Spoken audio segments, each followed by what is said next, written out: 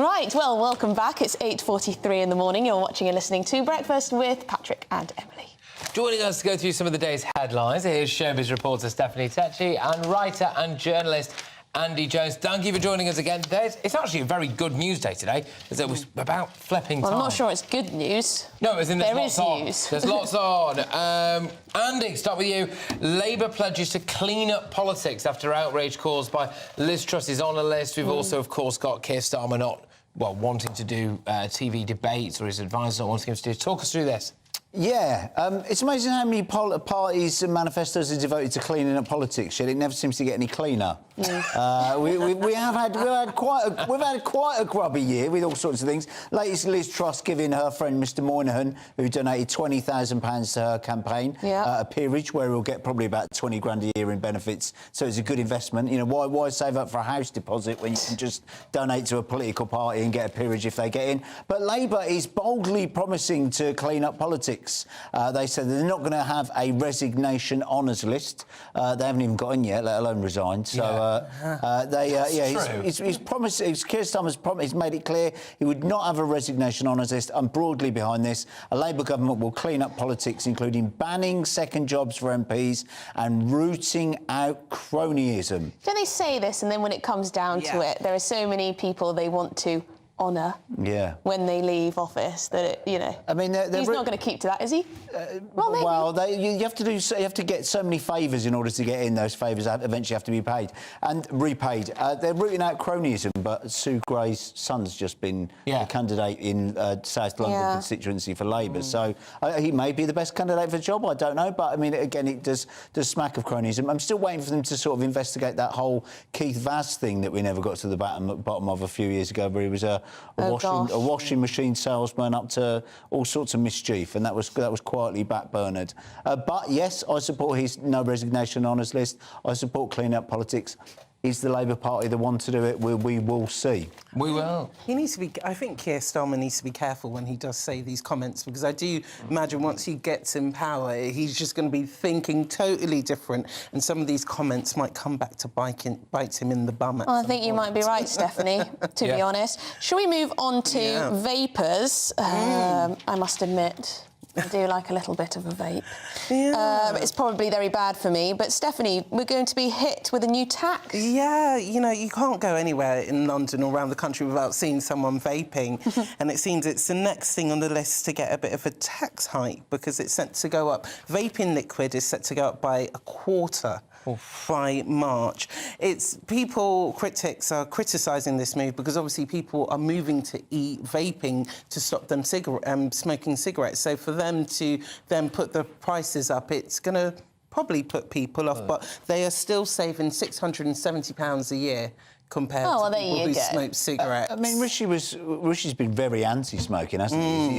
He's promised that, what is it, a sort of 14-year-old won't be able to ever legally buy cigarettes. It's ridiculous. So to be in a position where we're hiking up the prices on the smoking alternative, or at least the alternative to not smoke, just, I mean, use cigarettes, it seems against what do we do about? common sense. Sorry, Andy, but what do we do about the kids who are getting hold of these vapes, and they're probably all, you know, there's lots of little addicts. Stop advertising. Yeah, I know, but they see them, they know they exist. There's all these tutti frutti flavours, but then some adults like tutti frutti flavours. So what do you do? Look, there's one thing policing it at shop level, but also policing it online. There's one thing stopping your local corner shop from selling it, but they're so easy to buy online, and the government seems to have no plans in place to regulate these things. The government is still talking about still talking about banning zombie knives. I mean, we can go and buy a zombie knife on the internet. Stopping kids buying vapes seems secondary, right? They've probably got a consultation out. What else have we got to whiz through here? We've got 2 billion people are going to the polls next year, and the year could be a year of deep fake elections. Deep fake Patrick Christie's talking to the nation, and Patrick doesn't even know about it. So this deep fakes. We had the whole era of fake news in the Donald Trump Biden election, whatever else was going on. This is deep fakes in the sense of you watching a video of Rishi Sunak telling you he's going to put £1,000 in your back pocket, and it's not Rishi Sunak, and it's been created by somebody else completely altogether. We are entering an era where AI technology in terms of video, imaging and words is now getting to the point where it's so good in very near future you'll have some teenage boy in a bedroom creating a video of Rishi Sunak saying something he hasn't said, or a video of a terror attack that looks completely believable, and it's not even happening. That's more concerning. Yeah, that's the thing, because that could see people take to the streets and it could kick off. It just goes too far. Eventually, people like politicians such as Rishi, they're just going to have to end up verifying all the videos that they do put out there. Thanks to AI. It's actually a very scary thought, isn't it? Because we see how quickly misinformation spreads, and then when the truth comes out, no one's interested. No. No, the truth's not interesting. They prefer to believe a lie. And this is why we have to have public debates. We're talking about Keir Starmer might not do a live TV debate. Well, how do we know anything else is saying isn't AI? There's going to be so much internet information, internet misinformation, so many videos, so much garbage that it's important to see them on mainstream TV debating and standing up their opinions. And they're convincing. That's the worry. So Emily and I are wondering later on for the midnight whether or not we're going to go to Big Ben to see the gongs. But apparently it's too loud, Stephanie. Yeah, visitors, tourists who've been coming to London, they've been underwhelmed by Big Ben, actually. And they've been leaving scathing reviews on TripAdvisor. Brutal. One person says it chimes too loud. For goodness sake. Hear this, guys. One person also said Big Ben is too brown for them. The building's too brown. They want it all to be gold, presumably. He's hoping, this person here, what's his name? Aidan from Nottingham. He's hoping that we can go digital with Big Ben. Oh, come on. Yeah, Big Ben sponsored by Casio. How chic. How chic, yeah.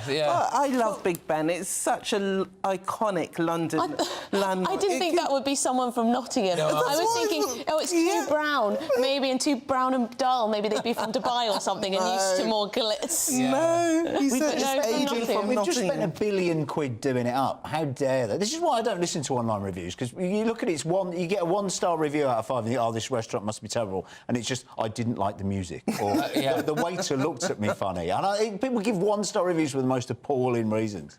Or it's just that they've ordered something that they didn't like. And they just ordered badly. I used to work in the Lake District, and obviously, you know, clues in the name when it comes to the Lake District. Beautiful scenery, lots of lakes, and there was a 1-star review for Windermere body water from an American who complained that they didn't light it up at night.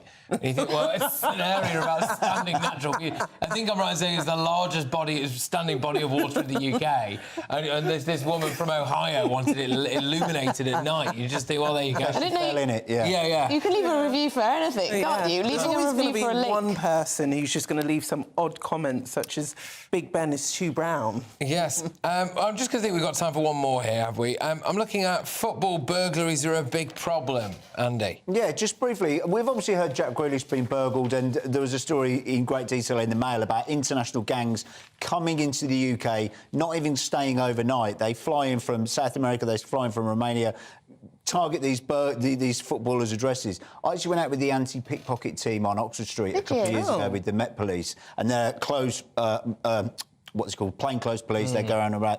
They said the biggest problem they have is international gangs who fly in from Chile. They're actually specifically trained in rural villages to train. They still have had to teach them how to steal out of pockets filled with broken glass, where if they touch the side of the pocket, they cut their fingers. So they learn how to go into the pocket without even touching the sides. And it's just quite an organised industry, And they fly in, and they're very, very hard to track because they don't stay in a hotel, they don't stay anywhere, and it's a real problem for police because 30, 40 years ago, you would know who the local pickpockets were, local police. You would know who the local thieves are. Now we're dealing with sort of international level. We're having to negotiate and speak to international territories to give us the names, details and photos of all of these individuals. I'm so aware when I'm in central London of pickpockets. I always have my bag in front of me. Well done. And nothing in the back pockets. Absolutely not. That would be very silly. The most interesting deceptions that they told me on this pickpocketing squad was that they had this South American gang who turned up in burqas, and they'd use the burqa, one, because it would cover their face, 2, because no security guard would ever try and frisk a woman in a burqa. And 3, they could walk up to women's designer handbags, who'd put them down to try on a pair of shoes, lower the burqa over them, and then just walk off with it. We don't stand a chance. Isn't that incredibly devious? Oh, my goodness. Stephanie, we've got about a minute here.